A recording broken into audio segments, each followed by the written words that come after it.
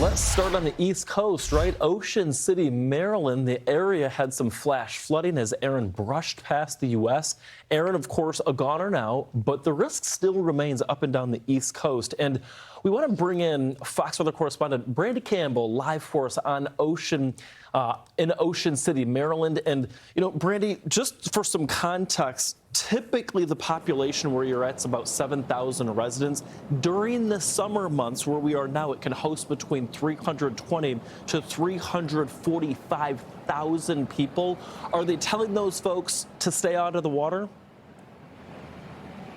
So we're actually going to get an update pretty soon about that. The last I heard and that I read from their online post is that the beach was still limited to walking ankle deep, and then also for them to allow surfers in. But we'll see if that changes, just given as the conditions here with wave heights might loosen. But we do know we still have that high rip current risk here. And all of this after Hurricane Erin impacted coastal cities, including here in Ocean City, even though it was hundreds of miles off the shore. If we can pull up some of the footage to give our viewers perspective of what we dealt with here along the shore. In the video, you can likely see some of those large waves that we saw here on the beach right behind me. At some times we had sensors reading 14-foot waves. Really incredible to see, honestly. The beach was lined with people just watching it from a distance because Beach Patrol, they weren't letting people walk onto the sand on Thursday when we were really in the thick of things, just for safety reasons.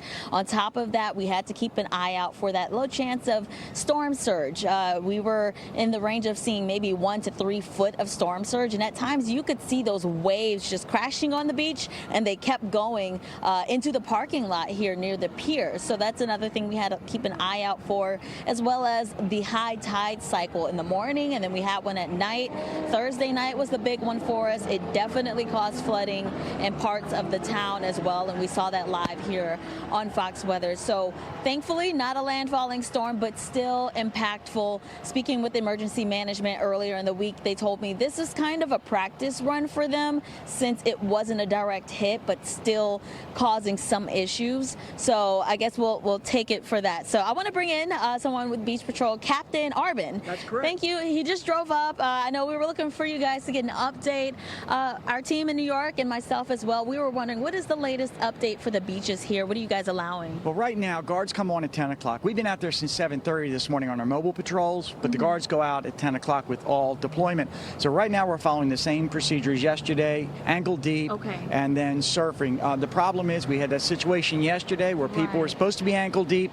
Before the guards could get to them, they ventured out. A wave knocked them down, and they were sucked right out in the rip current. It was a serious rescue. Luckily, we rescued all three. Right. And that was around the 3 o'clock hour, right?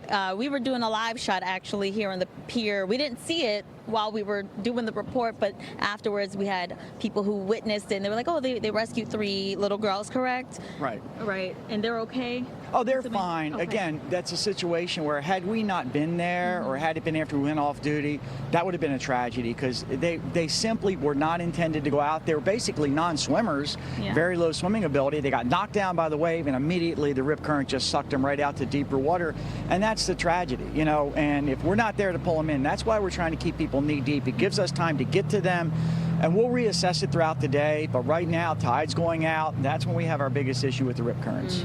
Okay. And obviously we know this isn't just an issue here. Hurricane Erin, or what was Hurricane Erin, just really provided that energy in the ocean. So we have high rip current risks up and down the East Coast. So people might be trying to get that last weekend and on the beach before kids go back to school. What would you say to folks at home, no matter where they are, just for their safety? What would your best tips? This has been predicted. After a hurricane, clouds are gone, humidity's gone, beautiful days, but the ocean's still deadly. And so what we tell people, never swim without the beach patrol on duty. That's number one. And number two, check in with the guard. The guard can tell you about conditions, and if you're not comfortable, don't even try it. And even surfers, they just bought a surfboard at a yard sale. That doesn't make them a surfer, you know. So they just need, you know, it's dangerous out there, it's deadly. People just need to be aware for their own safety and check in with the beach patrols and listen to the news reports. You guys are doing a great job of telling them about the dangers of rip currents. They just need to listen. Yes. Now, if someone, for some reason, hopefully y'all don't do this, but if they swim somewhere and there's not a lifeguard, how do they get out of a rip current? Well, first of all, rip currents do not pull you down. They don't take you to England, and they're only, what is all the water coming over the sandbar has to make its way back out, and it runs very fast. In fact, a rip current can flow faster than an Olympic swimmer can swim. So you can't swim straight in, but that's what people try to do. It wears them out, then they don't have enough energy to keep their head above water. So we use the term RIP for rip, R, relax. Don't panic. Again, it's not going to take you to England. It's not going to take you under. Just relax. I need help. Wave to somebody. If you're seeing somebody, don't try to make a rescue. Often it leads extra drownings. And P, parallel, swim parallel. Okay. If you know which way the current's going, like today we have what's called a current, it's going this way. So when you... We're going to have to wrap up, sir. Right, but what you just swim with that, Okay. and they're not much wider than a backyard pool, Okay. and then swim into the Get beach. out of it. All right. Thank you, Captain. Thank I really you. appreciate Thank you for the message. Going to send it back to you guys. Brandy, that was a fantastic interview. Thank you so much for that insight and for sharing.